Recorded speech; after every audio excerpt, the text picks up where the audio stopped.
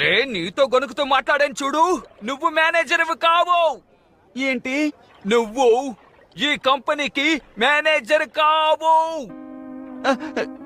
కానీ ఎందుకు?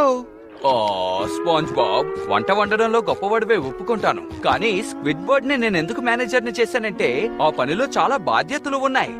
ఒక్క నిమిషం, నువ్వే ఆలోచించుడు. ఆయన నీకన్నా మెచ్యూర్డ్ గా ఉన్నారు. అంటే నేను మెచ్యూర్డ్ కాదంటారా? ఏం చెప్పమంటావు?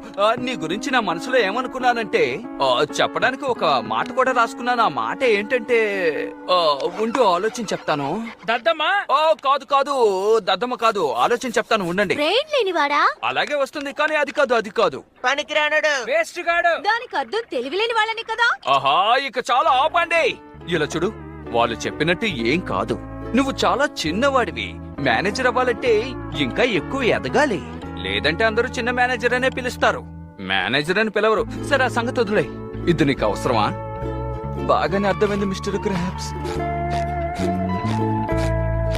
స్పాంజ్ బాబ్, నాకు ఈ అవమానం కావాల్సిందే. నాకు ఈ అవమానం కావాల్సిందే.